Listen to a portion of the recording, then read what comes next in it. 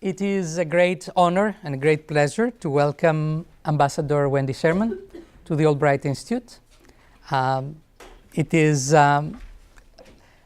one of these moments that kind of highlight what the Institute is about when we get a insightful person who has actually lived through a lot of the important decisions made in this country come and give us a little bit of advice about how the world works and how we can kind of prepare in life.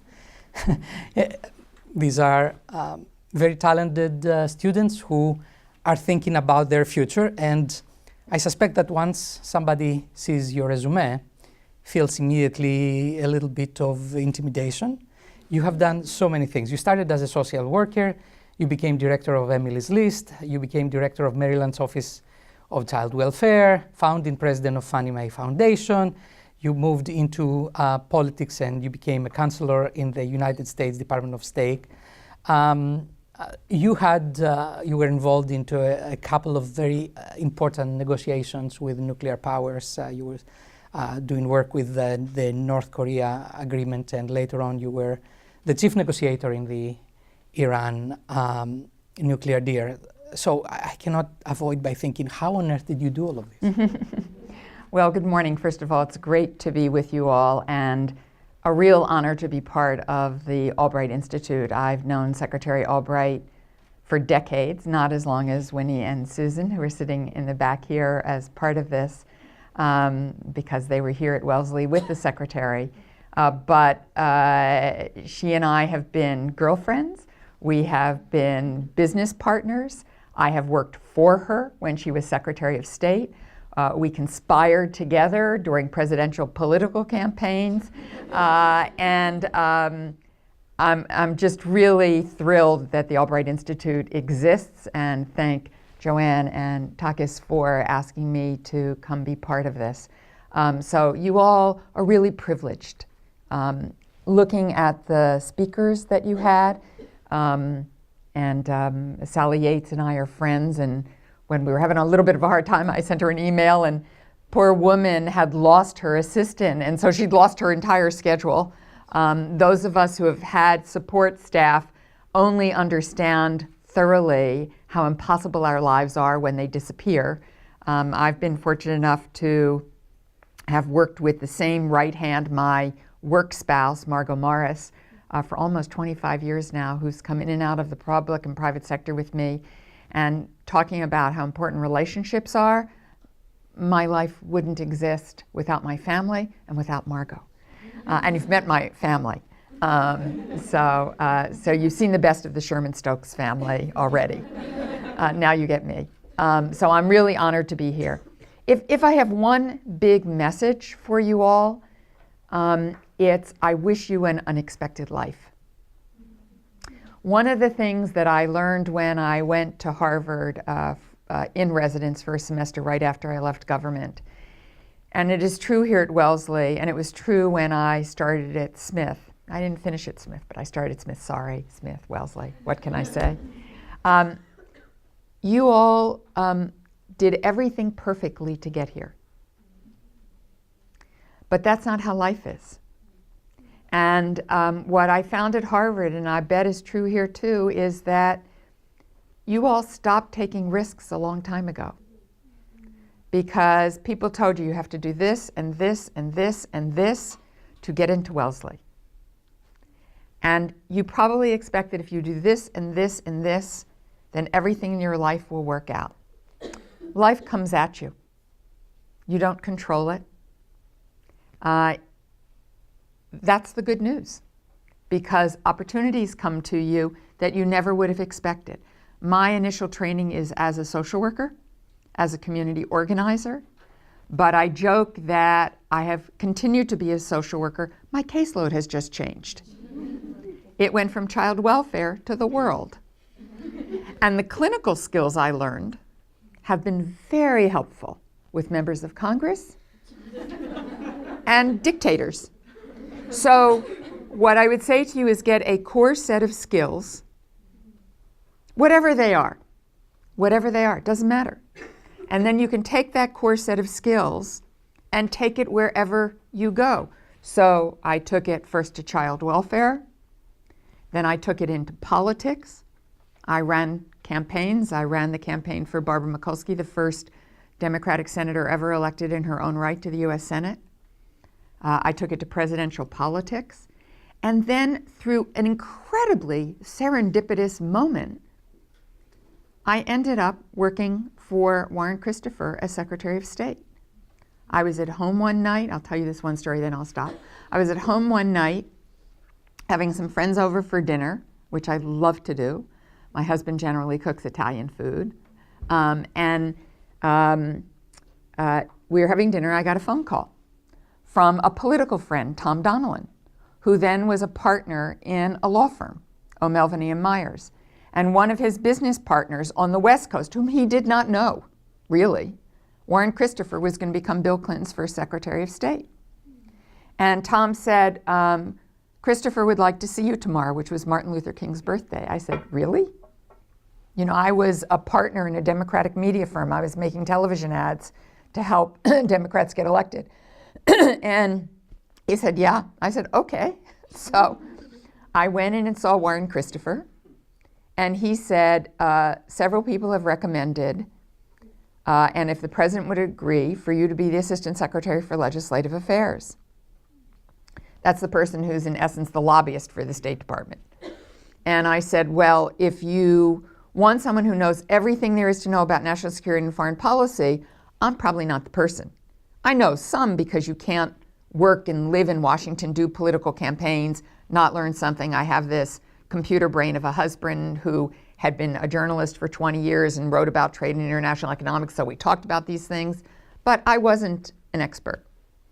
But if you want someone who knows Washington, maybe I'm the right person. At the end of the day, they decided I was the right person. And I've been doing national security and foreign policy ever since. That was nearly 25 years ago. So you never know where life will take you, and that's the best part. And for women, particularly those of us who choose to have children, our lives are going to be unexpected. We don't know what will happen. When, if we choose to have kids, we'll get pregnant. What raising children will be like. How we will integrate and manage all of this. And so the unexpected is to be expected. But it's not a burden. It's actually an opportunity. So I wish you all an unexpected life. That's beautiful. And in fact, you covered my next question, which I was trying to be a little playful and say, okay, let's say you were just graduating from college and you were asked to write your resume for the future. Probably wouldn't have too many common. No, there was no way. And as Takis and Joanne know, in September I'll have a book coming out that talks about all of this, so watch for it. I can't tell you the title yet, but watch for it. If you had told me I was going to end up being a negotiator on nuclear weapons, I would have said that's absurd. I'm not a nuclear physicist, never want to be one. So you just never know. Okay, but you mentioned before that there was some luck that brought an opportunity and you took it, which is really important. In Greek we have this proverb that says luck is on the side of the risk takers. And I think you did that. But it's that moment that you're asked to do something that you have never done before. So be a negotiator on nuclear deals, you didn't study physics or atomic energies and stuff like that. How do you prepare for that? So here's something fundamental I've learned is a difference between boys and girls. Most guys, in my experience, when they apply for a job, they just assume they can do it. Often they can't, but they don't care. Most of us believe we have to know everything before we even apply for the job, let alone get it. You don't. You truly don't. If you have that core set of skills, if you can learn, and if you know how to build a team that can bring the substance that you need, you can do virtually everything and anything. Now, that doesn't mean I can be a brain surgeon. I can't. nor can I be a nuclear physicist, but I can learn enough to know what I need to do my job and rely on the experts who are nuclear physicists as part of the team to get the job done. So one of the things that we did early on in the nuclear negotiation is I asked the experts to write an entire agreement before we really got into the depths of the negotiation, including all the technical annexes. And then I took the entire core team, about 15 people, and we went into a secure conference room at the State Department for 2 days. And we went over that nearly 100 pages, line by line. And they had to explain things I didn't understand to me, so I knew what they were talking about. And if it made no sense, they had to redo it, because if I couldn't explain it, it wasn't going to happen, because this needed to be durable and sustainable to the world at large. And so by the end of those 2 days, I knew at least enough, at least this deep, to be able to manage the expert team that I had. So have confidence that you can do it, but not alone. With the team you need to get the job done. Rely on the people who have the technical expertise that you need, but learn enough that you can lead and do the job. I'm also very lucky. I'm a very quick study. I can jam huge amounts of information into my head. A week later, if you ask me, I will have absolutely no memory of it. And that's my downside, but I know that about myself. So I rely on other people to be my long-term memory, because my long-term memory really is lousy. So understand what your attributes are, what your skill set is, and then find other people who can fill it in. This is great advice. In the last few days, I became a little bit of Ambassador Sherman junkie, watching everything I could on the news interviews. Oh, it was great. I found particularly instructive the testimony you gave to Congress after the Iran deal. And I think that what I was observing, I think it was in particular Senator Cotton, who was a lovely man. Yeah, was trying to test you not only on what happened in the agreement that you already had, but what can happen in the future. And I thought, several of the questions may be considered unfair, but you had to respond to them and be careful about what you could tell in front of them and what you couldn't. How did you handle that? There is a lot of pressure there, no? Yeah, it's very difficult. Having been Assistant Secretary for Legislative Affairs was incredibly helpful in that in those days, it's changed now, the Assistant Secretary of Legislative Affairs did virtually every hearing and every markup of every piece of legislation. And so I had been in Congress a great deal, which was terrific practice for the Iran deal. But even then, you have to understand that you are speaking to a variety of audiences at the same time. You're speaking to the members of Congress, and you have to answer their questions. You're speaking to the American public. You're speaking to the Iranians, and you're speaking to the Iranian public. You're speaking to your partners in the negotiation. The negotiation was with the 5 members of the UN, permanent members of the UN Security Council, plus Germany, the European Union, Iran. So you have to think about what you're saying, and it is not without mistakes. My most famous mistake was early on at a Senate hearing. In answer to a question, I said that deception was in the DNA of Iran. This caused great problems in Iran. People literally took to the streets because the government, boosted this up, with people marching in the streets saying "Death to Wendy Sherman," which really pleased my family no end. And I realized that I probably made the senator very happy, but I wasn't thinking. And so I did a Voice of America Persian interview where I had them ask the question, and I said publicly that I regretted my statement. It's not to say that the Iranians haven't said equally terrible things about me. Obviously, Death to America is sort of worse. I mean, Death to Wendy Sherman is sort of worse. And later in the negotiation, I actually could use it. So when they did terrible things, I could say, you know, excuse me, this is what happened in my case. You should be equally humble about what you say. So you can always use these things as devices, but it's tough and it's not without mistakes. And right. You just deal. And I think you bring a very, very important point, which is if you need to do any kind of negotiation, if you want really to interact sincerely with anybody, building trust is important. Yes, though I would say we never built trust with the Iranians. We built respect. It will take a long time for there to be true trust in the real sense of that word. But to do a negotiation, you do have to have respect for the position of the other party, where they are, what their interests are, what their domestic demands are. But trust is a whole different matter. We have had, since 1979, huge distrust after Iran took Americans hostage.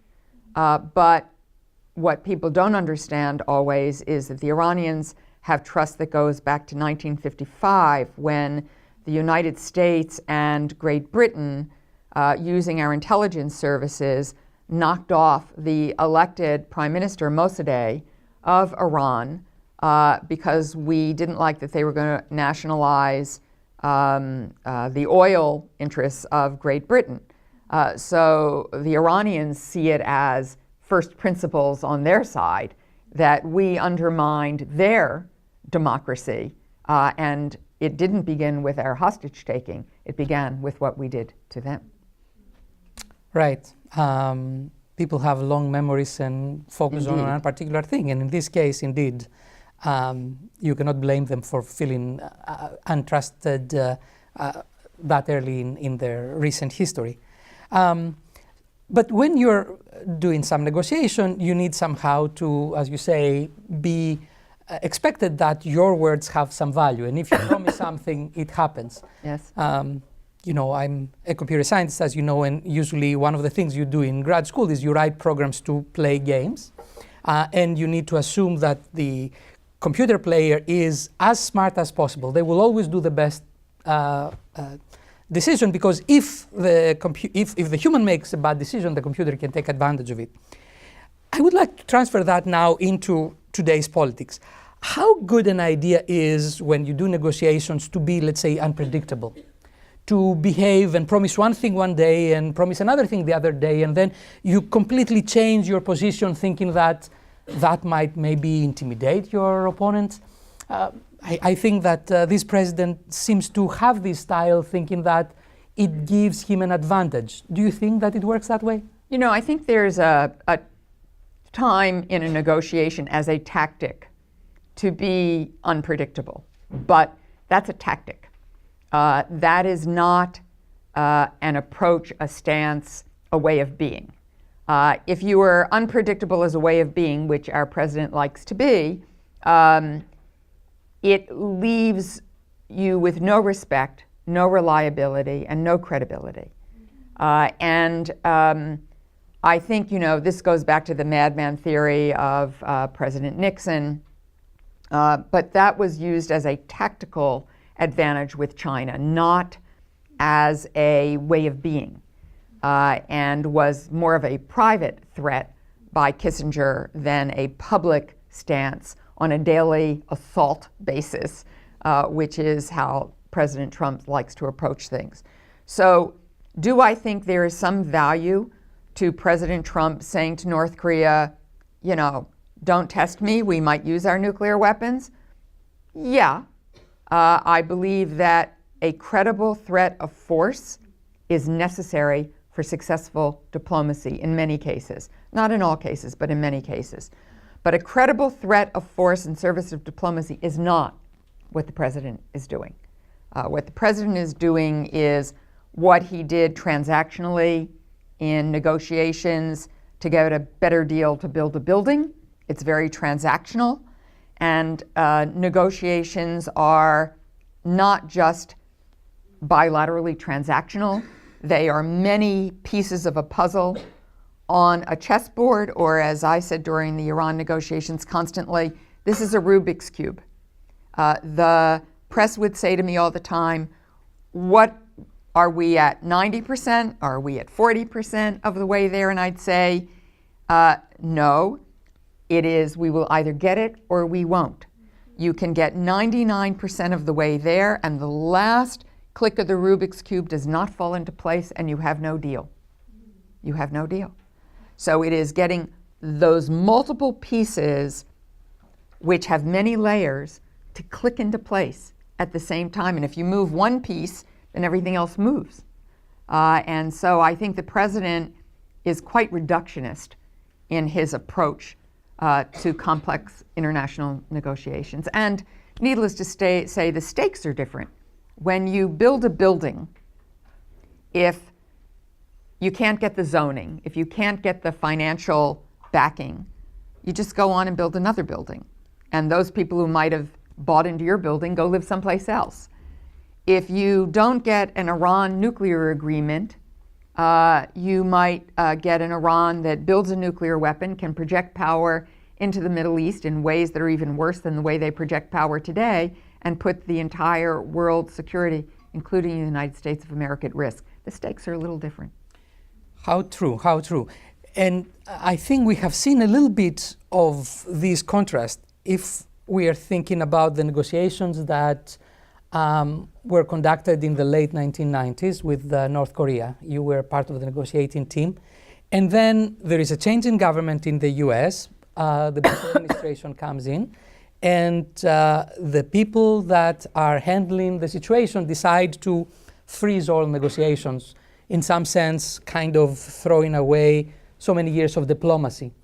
And that was not even the last piece of the puzzle. You know, halfway in the building they destroyed. How damaging do you think that was? Terrible. You know, I'll never know. We were at the end of the Clinton administration negotiating to stop North Korea from testing long-range missiles. We had a moratorium, and we were going to get a long-range moratorium. And this occasion, Secretary Albright's very famous and historic trip to North Korea, which I was privileged to be with her on. And we thought we were very close. And the Secretary's last trip was to Africa, and I went with her on that trip. And I had one suitcase for Africa, and I had another suitcase to go back to Pyongyang to have one more final round. And I would have had in my pocket a date that President Clinton would have gone to Pyongyang. I never made the trip because we never got our presidential election over. You all are too young, perhaps, to recall, but it wasn't until December that we had a president of the United States, and we thought the responsible thing to do was to brief the incoming team because we wanted to ensure continuity with the next administration. If that had been Al Gore, that would have been easy, but if it was George Bush, which it turned out to be, we needed to be careful. So hanging chads had a greater impact than just who became President of the United States. It really ended the possibility for a fundamental change in our relationship with North Korea. And I very much regret it. President Clinton thought he had run out of time. He was also trying to get peace in the Middle East. Arafat had promised him that if there were one more round, Arafat would say yes. Arafat didn't say yes. And so President Clinton got neither Middle East peace nor a deal with North Korea. Things are complex in life. We like to Yes. think that we can easily solve problems if we just press the right button, but it's much more complicated than that. And then looking back in time, it seems that, for example, many people will tell you that this is one of the hardest times that we have ever been in our recent history. And, you know, there is no doubt that these are hard times. We had several gains in the social arena that we see them being rolled back. But I guess, having been around for a while, you wouldn't necessarily say that this is like the hardest time we have ever been, right? So I would like to take you back to Smith and think about the campus and what life was in the late 60s and how far we have gone. What would you say? Have we made some progress in general? Yes, absolutely, but it's not linear, and we usually take 2 steps forward and then a couple steps back and then forward. We were talking about this at breakfast after Hillary lost, and I was very much committed to her campaign and to that effort. I was as devastated as a lot of people were. Not everybody was. People voted for Trump, obviously, and felt left out and left behind and wanted to make their voices heard. But for me, it was personally quite devastating. But I wrote a letter to my colleagues at Albright Stonebridge Group, partly therapy for myself, recalling the 60s when we had staggering violence, the Vietnam War, 5 critical assassinations, President Kennedy, Robert Kennedy, Medgar Evers, Martin Luther King, Malcolm X. We had folks who were killed trying to be able to vote, register people to vote. People die on Kent State's campus, bombs in Manhattan townhouses by the weathermen, and we thought it was a horrible, horrible time that we would not live through. We not only lived through it, but out of that came the civil rights movement and the women's movement and the end of the Vietnam War. And yes, we got Ronald Reagan and Graham Latta and a tough time, but our institutions prevailed. And who we are fundamentally as a country prevailed. And, you know, I can't but think back to the day after the inauguration of President Trump, when millions of us took to the streets in the Women's March. My daughter, whom you've met, came down to Washington with a couple of friends, and we were making signs in my kitchen the night before, and I said, as I'm sure Winnie and Susan would agree, I cannot believe that I'm still protesting this bullshit so many years later, pardon my French.